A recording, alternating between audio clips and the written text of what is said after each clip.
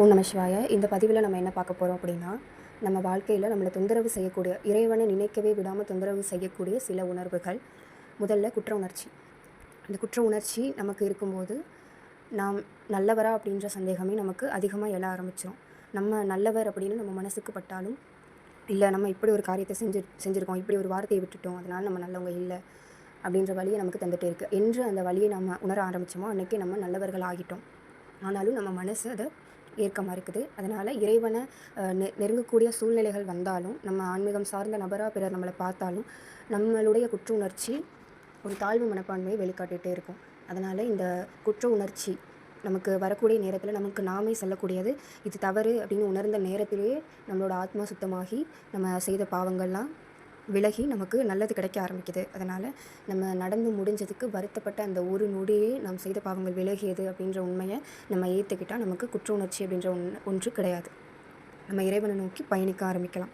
மற்றொன்று ஏளனம் செய்தல். நம்மளை மற்றவங்க ஏளனம் செய்யும்போது நம்மளால் வாழ்க்கையில் கண்டிப்பாக முன்னேற முடியாது.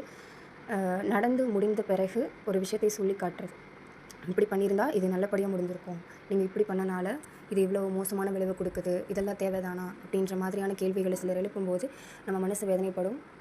சில நேரம் அழுகை கூட வந்துடும். அந்த அழுகையை கூட கட்டுப்படுத்த முடியாத ஒரு அப்பாவி மனதாக சிலரின் மனது இருக்கும். அதனால் அந்த ஏளனம் செய்யக்கூடிய நபர்கள் மனதில் இருக்கிறது நம்மை காயப்படுத்த வேண்டும் என்ற எண்ணமா, அல்லது இதுதான் உண்மை, இதை விட்டு நீ ஏன் இதை செய்தா என்பதை அவர்கள் கூற வருகிறார்களா என்பது சந்தேகம். ஆனால் அப்படி ஒருவர் பேசும்போது நம் மனதை நாம் ஏன் விட வேண்டும் என்ற கேள்வியை நாம் தொடர்ந்து நமக்குள் எழுப்ப வேண்டும்.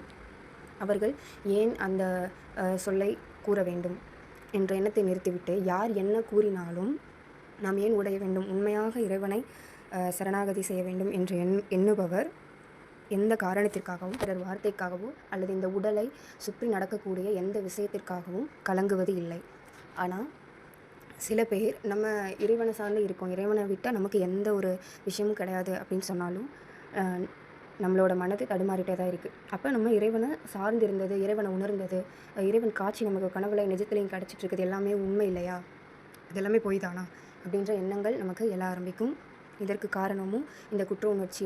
எனவே இந்த 2 விஷயங்கள், குற்ற உணர்ச்சி, மற்றவங்க பேசக்கூடிய வார்த்தைக்காக எளிதில் உணர்ச்சி வசப்படுறது, இந்த 2 விஷயங்களை நம்மளால் மாற்றிக்க முடியலை அப்படின்னா நம்முடைய மனது ஒரு கோழை மனதாக இருக்கிறதா உண்மை. அதனால் முதல்ல நம்ம இறைவனை சரணடைவது, அதாவது இறைவனுடனே சேர்ந்து இறைவனை நினைத்து கொண்டே இருப்பதற்கு முன்னே நாம் செய்ய வேண்டியது, இறைவா எனக்கு கலக்கமில்லா ஒரு மனதை கொடு என்று வேண்டுவது மட்டும்தான். நம்ம இறைவன்கிட்ட அடியாராக இருக்கவங்க எந்த ஒரு வேண்டுதலும் வைக்கிறது தவறு அப்படின்னு சொல்கிறதா உண்மை. எதுவுமே வேணும் அப்படின்னு இறைவன்கிட்ட கேட்க வேண்டியதில்லை. இறைவனே வேண்டும் என வேண்டுவது தான் உண்மையான வேண்டுதல், உண்மையான நேர்த்திக்கடன். அதனால் நம்ம இறைவன்கிட்ட கேட்கக்கூடிய ஒரே ஒரு விஷயம் அப்படின்னா கலக்கம் இல்லாத மனது. யார் பேசுவதற்காக, அதாவது கல் மனதை கூட வேண்டலாம் இறைவனிடம். கல் மனது இரக்கமற்றது என்று பிறர் கூறினாலும் கல் மனது என்பதற்கு ஒரு விசேஷ தன்மையும் உள்ளது. கல் மனது எளிதில் கிடைத்து விடாது. அதிலும் 2 வகைப்படும். கல்மனது பிறரை துன்புறுத்தி மகிழ்ந்து மனசாட்சி என்பது இல்லாத ஒரு கல்மனதும் உண்டு. அதாவது எத்தனை துன்பத்தை அனுபவித்து காயங்கள் பல கூடினாலும் அசையாமல் கலங்காமல் இருக்கக்கூடிய கல்மனது மற்றொன்று. எனவே இந்த கல் மனதை இறைவனிடம் வேண்டலாம். நமக்கு கிடைக்காமல் போகக்கூடிய வாய்ப்புகள், வேலை, கல்வி, பிடித்த இடத்தில் வாழ்வது, அதாவது வீடு வாசல் போன்ற அத்தியாவசிய வாழ்க்கை தேவைகள் நிறைவேறாமல் போகும்போது நமக்கு எழக்கூடிய வலி என்பது மிக கொடியது. அந்த வலியை, வேதனை நாம் அனுபவிக்கும் போது நம்மை சுற்றியுள்ளவர்களிடம் நமக்கு ஆதரவு கிடைக்குமா என்றால் கிடைக்காது. அவர்கள் நம்மையே குற்றவாளியாக தான் பார்ப்பார்கள்.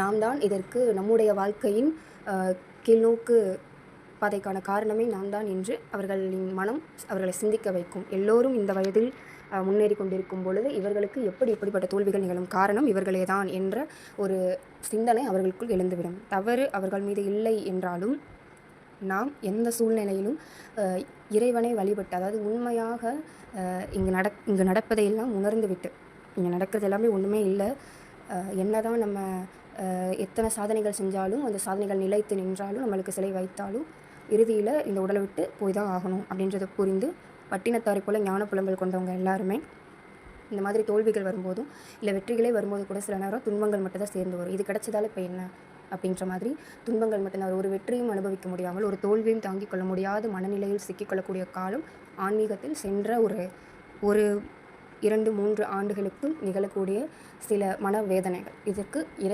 இறைவனை வேண்டி கலங்கும் நேரத்தில் எல்லாம் மனதிற்கு நம்ம பாட சொல்லிகிட்டே இருந்தால் மட்டும்தான் இதிலேருந்து வெளியில் வர முடியும். இல்லை நம்ம மனதுக்கு சொல்லாமல் மனம் போன போக்கில் நம்மளும் வேதனைப்பட தொடங்கிட்டோம் அப்படின்னா அந்த மனது இதுதான் சரின்னு நினச்சி அதையே தான் செஞ்சிட்ருக்கோம். அதனால் எது கிடைக்காவிட்டாலும் இப்பொழுது எனக்கு இந்த பக்தி மாறவில்லையே, இவ்வளவு வேதனையிலும் கூட எனக்கு இந்த பக்தி மாறலை, இறைவன் மேல் உள்ள அந்த தீராத காதல் மாறவில்லை, அது மட்டுமல்லாமல் இறைவனுக்கு நான் செய்கின்ற பூஜைகள் இன்றும் மாறவில்லை என்ற சந்தோஷத்தை நமக்குள் விளைத்து கொள்ள வேண்டும். ஏனென்றால் இவ்வளவு துன்பத்திலும் நான் இன்றைக்கு பூஜைக்கு செல்கிறேன், இறைவனை பிரார்த்திக்கிறேன், தியானம் செய்கிறேன், இறைவனை பற்றி பேசுகிறேன், இறைவன் சம்பந்தப்பட்ட விஷயங்களை பார்க்கிறேன், கேட்கிறேன் என்ற ஒரு மகிழ்ச்சி, ஆனந்தம் நம் மனதில் எழுந்து கொண்டே இருக்க வேண்டும். அப்படி என்றால் இப்படிப்பட்ட துன்பத்திலும் நாம் வீழவில்லை என்றால் நமக்கு வேறு ஒரு இன்பம் காத்து கொண்டிருக்கின்றது. அது இவ்வுலகில் கிடையாது என்பதை ஒருவர் உணர்கிறாரோ அவர் துறவியாக மாறி சென்று விடுகிறார். அப்படி செல்ல முடியாத குடும்ப சூழ்நிலையில் உள்ளவர்கள் எல்லோரும் தம் மனதை ஒரு தூய்மையான சிவலிங்க ரூபம் போன்ற ஒரு கல்மனது, கல் அல்ல கடவுள், ஆனாலும் நாம் முதலில் சிலை செய்து வைப்பது கல்லாக இருப்பதால் கல் போன்ற ஒரு கடவுள் மனதை நமக்குள் நாமே புதுப்பிக்க வேண்டும். அப்படி நாம் மாற்றிக்கொண்டால் நாம் துறந்து செல்லாமலும் இறைவனை மறவாமலும் ஒரு நடுநிலையில் நின்று இறைவனை சேர்ந்தும் உலகை சேர்ந்தும் ஒரு மகிழ்ச்சியான சரிசமமான வாழ்க்கையை வாழ்ந்து விடை பெறலாம், இறைவனை சேரலாம். இல்லை என்றால் நம்மால் உலக வாழ்க்கையிலும் ஒரு சரியான வாழ்க்கையை தொடர முடியாமல், ஆன்மீகத்திலும் முழுவதுமாக செல்ல முடியாமல் ஒரு திண்டாட்டத்தை நமக்குள் நம்முடைய மனமே கொண்டு வந்துவிடும். அதனால் இதை எல்லாவற்றையும் உணர்ந்து இறைவா உம்மை சார்ந்துதான் நான் ஒரு அடியும் வைக்கின்றேன் என்ற எண்ணத்தை நமக்குள் நாமே விளைத்து கொண்டு இப்பொழுது இந்த நிமிடம் எந்த துன்பத்தில் நாம் இருக்கின்றோமோ அந்த துன்பத்திடம் கூறுங்கள், இறைவனை சார்ந்திருக்கின்ற எனக்கு ஏது துன்பம் என்று. ஓம் நம சிவாய்.